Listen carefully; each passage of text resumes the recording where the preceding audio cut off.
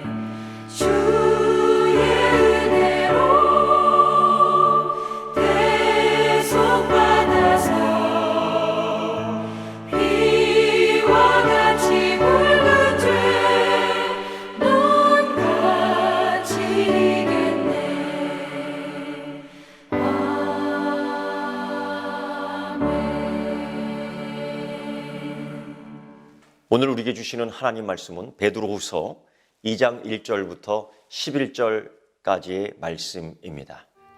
그러나 백성 가운데 또한 거짓 선지자들이 일어났었나니 이와 같이 너희 중에도 거짓 선생들이 있으리라.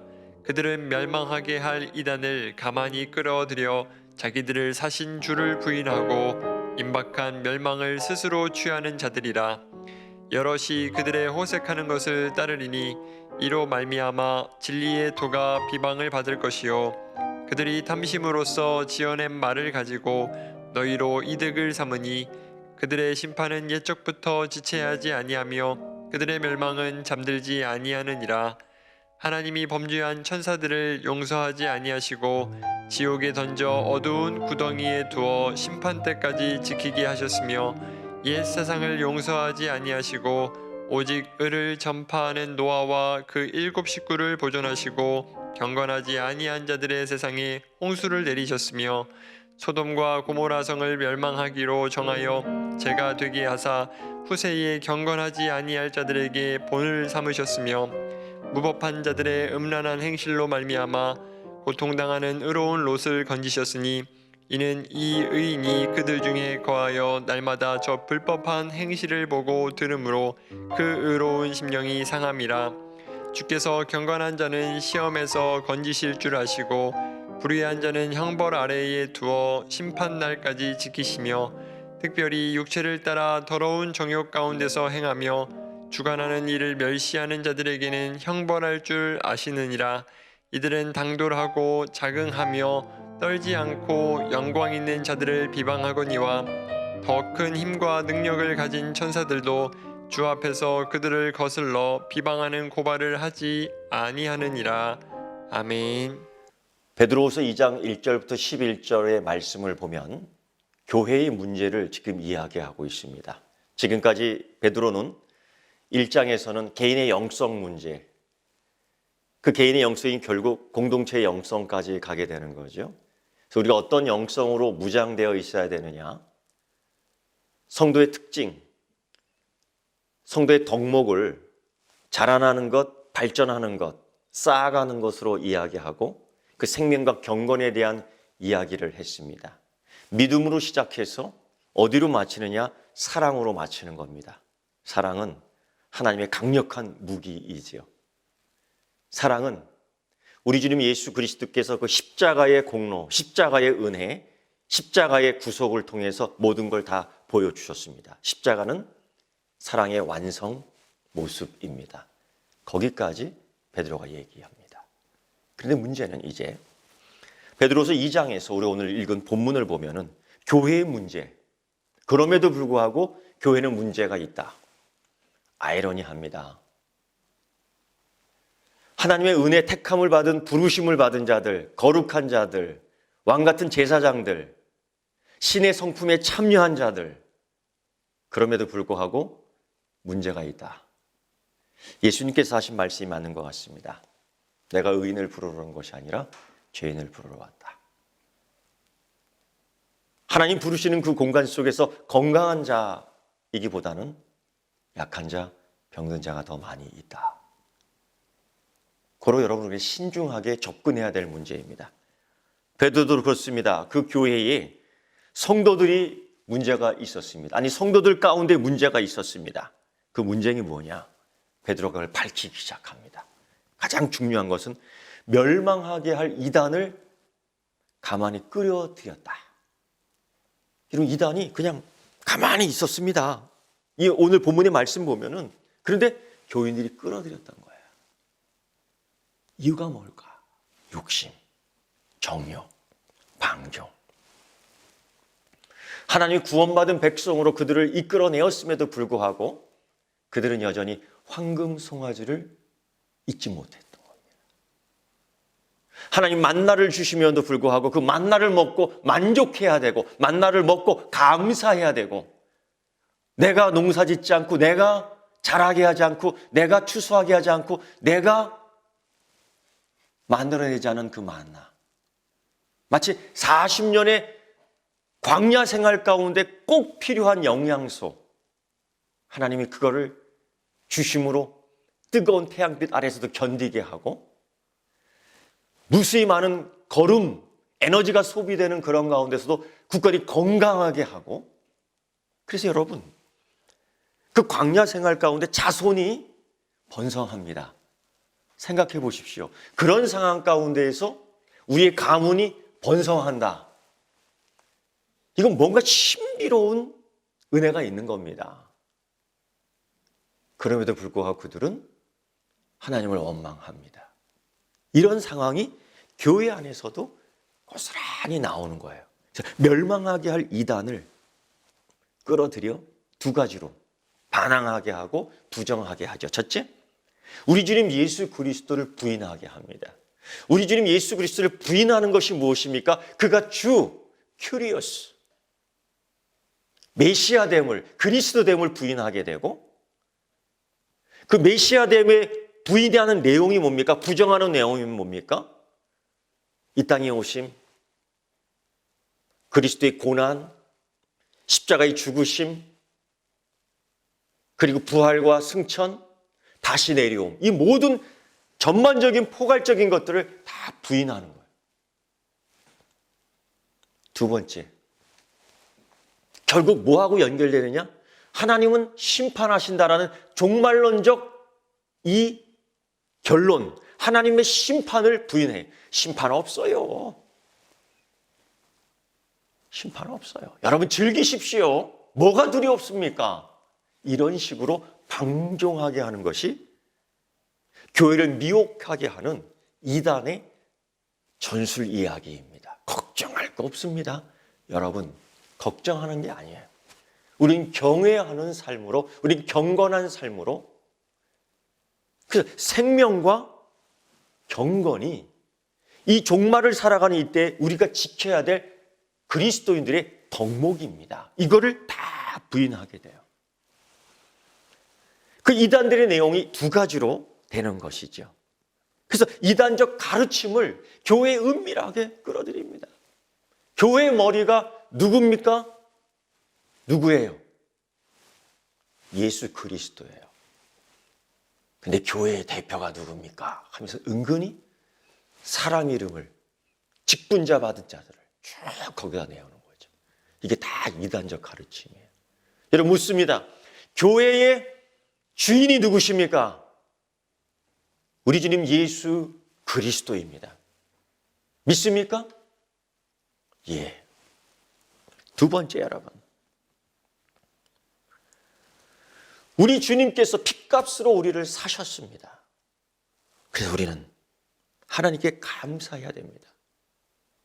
하나님의 구원하심이 정당한 것은, 하나님의 구원하심이 탄탄한 것은, 하나님의 구원하심이 확실한 것은 우리가 지불한 게 아닙니다. 하나님이 가지고 계신 것을 지불하셨습니다. 그게 구속이에요.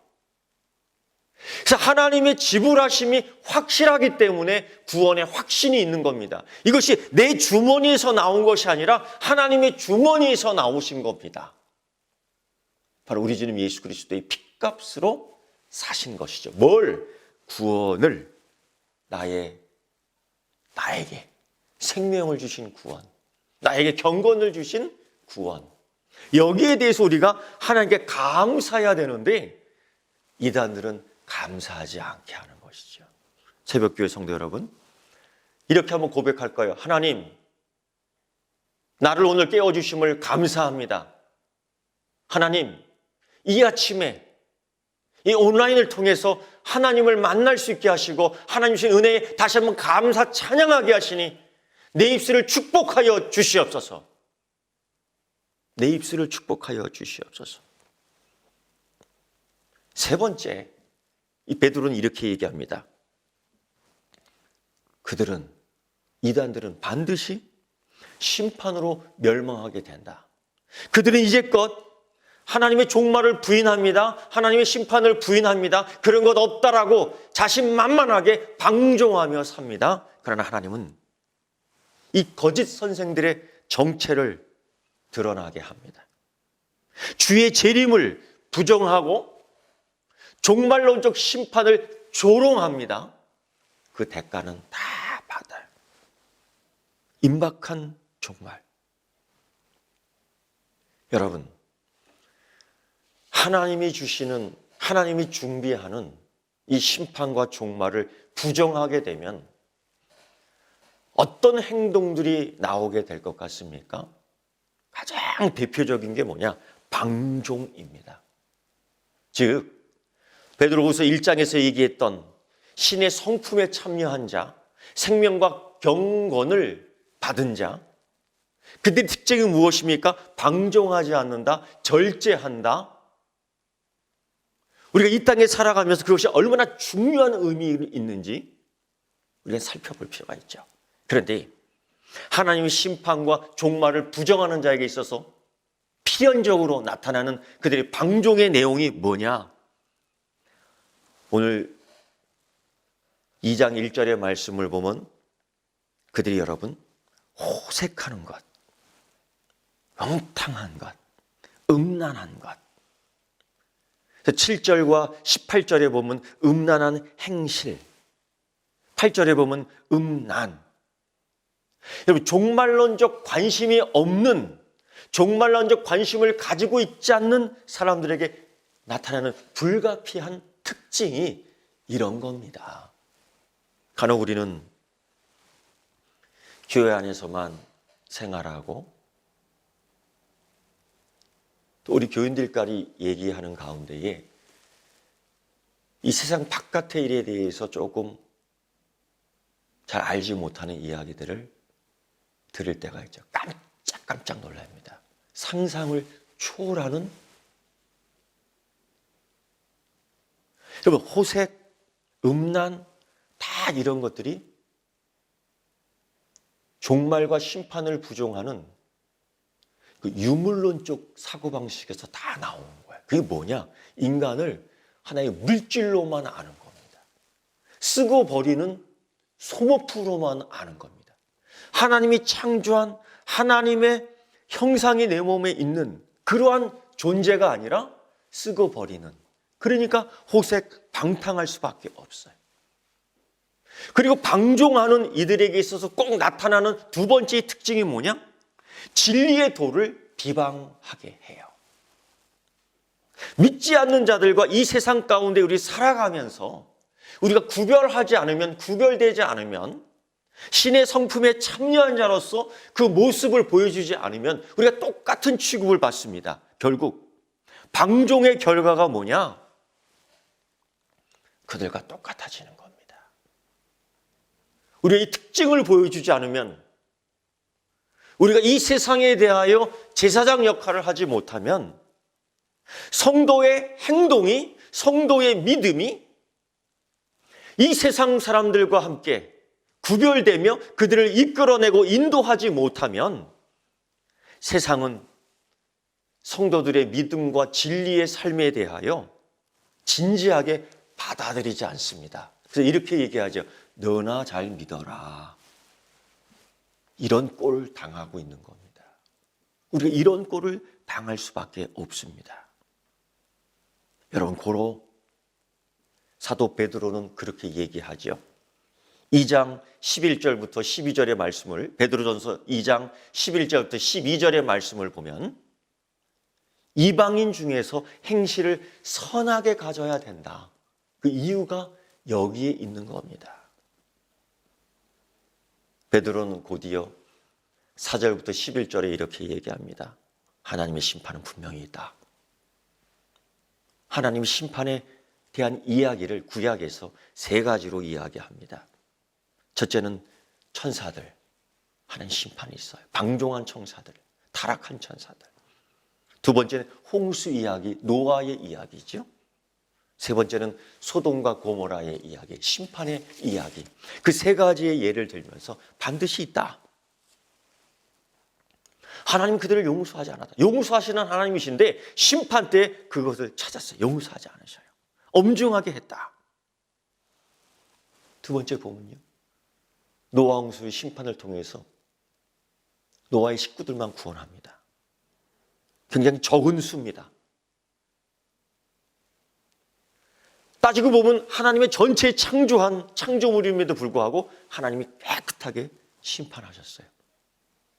적은 수, 노아와 7가족만 구원받았습니다. 하나님이 이렇게까지 심판하신다. 하나님은 호색하며 경건하지 않는 자를 심판하신다. 세 번째, 소돔과 고모라를 심판하실 때에 정말 그들은 죄가 되어 다 타버렸습니다. 흔적도 찾지 못합니다. 심지어 지금 이 소돔과 고모라 그때의 위치가 어딘지도 찾지 못할 정도로 그냥 죄로 변하게 해버렸습니다. 복음을 거부하는 자들에 대해서 얼마나 하나님이 확실하게 심판하시는가, 베드로는 이것을 이야기하고 있습니다. 사랑하는 성도 여러분, 우리는 이때에 어떻게 살아야 합니까? 코로나19로 인해서 예배를 조롱하고 예배를 금지하고 예배를 거부하고 예배를 두려워하는 이 시대, 이 세대가 되었습니다. 어쩌다가 이렇게 되었을까요? 외부에서 그 문제를 찾을 수도 있겠지만은 오늘 교회 내에서 그리스도인 안에서 그 문제를 먼저 찾고 우리가 하나님 앞에서 바르게 섭시다. 잃어버렸던 경건을 찾읍시다. 잃어버렸던 신의 성품에 참여한 자의 모습을 찾읍시다. 그리고 이 세상에 대하여 거룩함과 절제함 속에 우리 주님 예수 그리스도의 주되심과 하나님의 심판이 분명히 있음을 보여줄 수 있는 이 성도가 되기를 축원합니다. 오늘 이 시간 두 가지를 가지고 기도하겠습니다. 내게 잃어버린 영성의 회복, 내가 놓아버린 영성의 능력, 이 세상에 대하여 그 가치를, 그리스도의 가치를 다시 찾을 수 있도록 두 가지를 가지고 기도하겠습니다. 다 같이 기도하겠습니다. 온 땅의 모든 만물 주님 기다리네. 나 모든 기뻐 소렸지. 산들도 주님 앞에 굽혀 절하며 내 마른 땅 위에 또 준비야.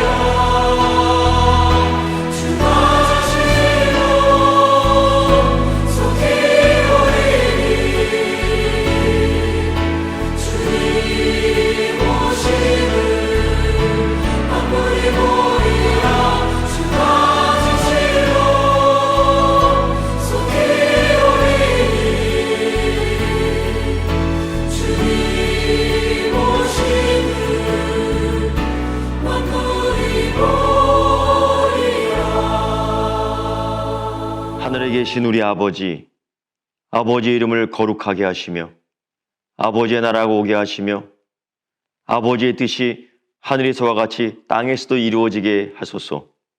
오늘 우리에게 일용할 양식을 주시고 우리가 우리에게 잘못한 사람을 용서하여 준 것 같이 우리 죄를 용서하여 주시고 우리를 시험에 빠지지 않게 하시고 악에서 구하소서. 나라와 권능과 영광이 영원히 아버지의 것입니다. 아멘.